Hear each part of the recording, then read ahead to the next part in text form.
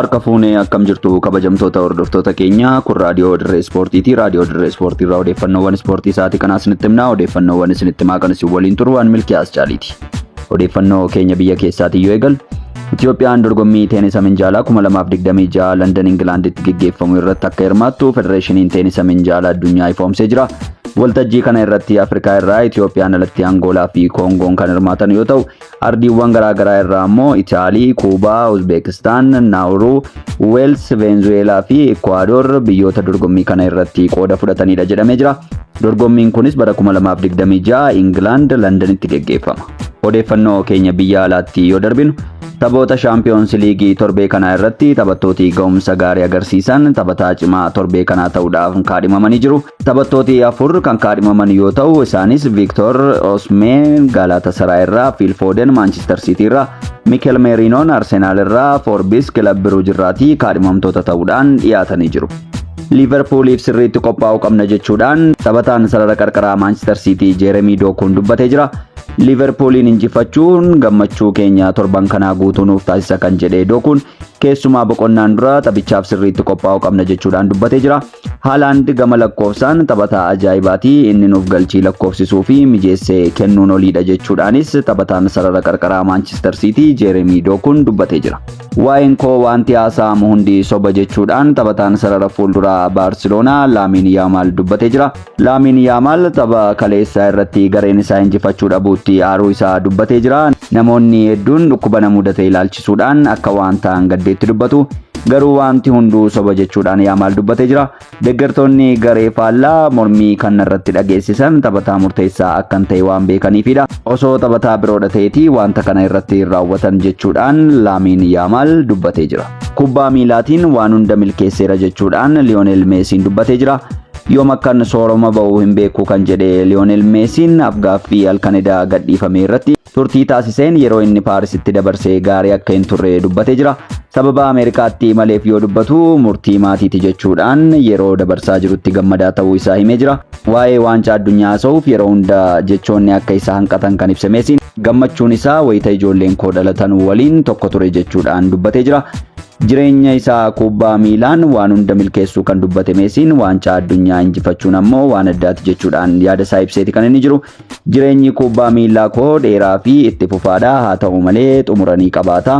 Yeroo isaa hin beeku jechuudhaan taphataan Ballon d'Or yeroo 8 injifate Lionel Messiin dubbatee jira. Erling Haaland taphataa 10ffaa taphoota Champions League irratti galchii hedduu lakkoofsisee ta'uu danda'ee jira. Haaluma kanaan taphataan kun taphoota 52 irratti galchii 54 lakkoofsisuu danda'ee jira. Waltajjii kana irratti galchii hedduu lakkoofsisuudhaan Cristiano Ronaldoon galchii 141 sadarkaa jalqabaa irratti yoo argamu, galchii 129 Messiin ammoo sadarkaa lammaffaa irratti argama. Lewandowskiin galchii 105 sadarkaa sadaffaa irratti argama. Erling Haaland ammoo galchii 54 sadarkaa 10ffaa qabatee jira. Torbee 10ffaa irra kan ga'e Premier League Englandiin Arsenal qabxii 25 dursaa jira. Arne Slot bara darbee waancaa Premier League England injifachuu isaaniitiif sababi guddaan taphoota 10 jalqabaa irratti qabxii isaan argatan ture. Liverpool bara darbee taphoota 10 irratti qabxii 25 walitti qabachuu danda'ee ture. Bara darbee sadarkaa lammaffaan kan xumure Arsenal taphoota 10 irratti qabxii 18 argatee ture.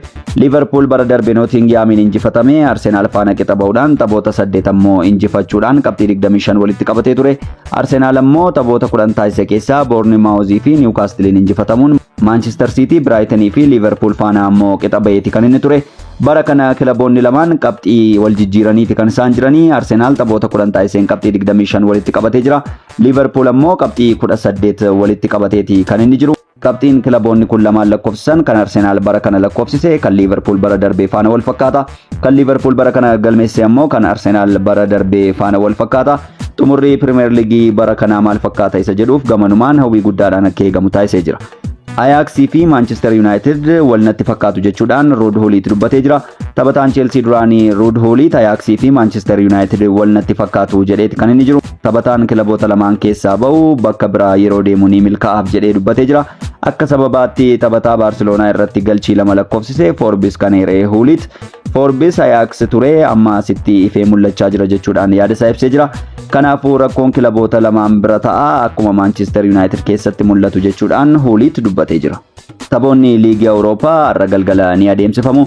Haaluma kanaan Daayinaamo Zagreb Celta Vigo waliin, Malmoon Panathinaikos waliin, Midland Celtic waliin, Nice Freiburg waliin, Red Star Lille waliin, Salzburg Go Ahead Eagles waliin, Sturm Graz Nottingham Forest waliin, Utrecht Porto waliin, Aston Villa Maccabi Tel Aviv waliin, Real Betis Olympic Lyon waliin, Bologna Bran waliin, Bragan Genk waliin, Francovaros Ludogorets waliin, PAOK Young Boys waliin, Victoria Plazan Fenerbahce waliin, Rangers Roma waliin, Stuttgart ammoo Feyenoord waliin kan taphatan ta'a.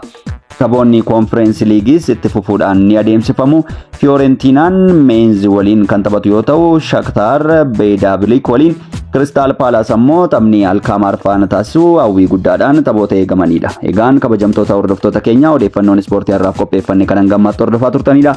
Waa'ee liqoo Daani'el Tolaa qophii qopheeffate qabaa isinis hordoftuu ana waliin asumaan nagaa walitti dhaammannaa waan waliin turtaniif guddaa galatoomaa turtii gaarii.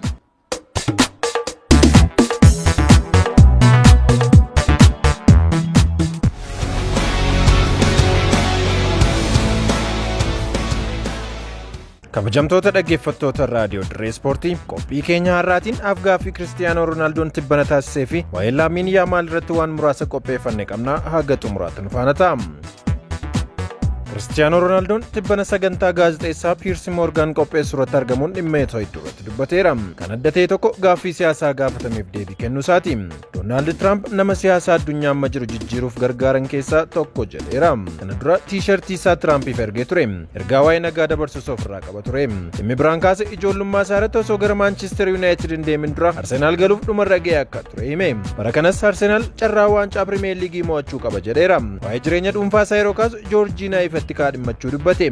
Shakkii qabdi ture jedhamee yoo gaafatamu lakki hoomaan shakkina jechuun deebiseera. Waa'ee qabeenya isaa yoo kaasu ammoo erga biiliyeenera ta'e waggoota dura jedheera. Piirsi Moorgaan konkolaattota gatii qaaliin bitatte meeqa qabda jedhee gaafate. Meeqa akka ta'an hin beeku garuu 40 yookiin 41 ol ni ta'u jedheera. Konkolaattonni kunneen kan dhuunfaan qabatudha. Dhiyeenya Bugatti tokko akka bitatee fi garuu yeroo baay'ee akka hin oofne hime. Gatii qaaliidhaan kanan bite ammoo xiyyaara dhuunfaa kooti jedheera. Waan hanga ammaatti bitadhe keessaa xiyyaara dhuunfaa kootu baay'ee qaaliidha. Waggaa muraasa duran jijjiirradhe na barbaachisa. Imaluudhaaf gara buufata xiyyaaraa deemuu hin qabu jedheera. Akka gabaasa gaazexaa biyya Speen Markaa fi Zeessaan Roonaaldoon xiyyaara isaa dhuunfaa kana dura qabachaa ture. Gulfstream G200 jedhamu gara yuuroo miliyoona 20 ta'uun bitee tureera. Roonaaldoon akkuma jedhe xiyyaara haaraa Bombardier Global Express 6500 jedhamu bitateera. Gatiin xiyyaara kana paawundii miliyoona 60 haga 70tti tilmaamama. Dhimmi biraan anarraaf qopheeffadhe ammoo dhimma Laamiin Yaamaalidha. Laamiin Yaamaal kilab Biruuj irratti galchii bareedaa lakkoofsisuun taphee galgala taphatan 3-3 xumurameera. Kilab Biruuj carraa taphicha injifachuu argatanii turani. Garuu Baarseloonaan duubaa akka qixa xumure. Balleessaa Sheeziniin kilab Biruuj galchii arfaffaa lakkoofsisanii ture. Vaartu jala haqe.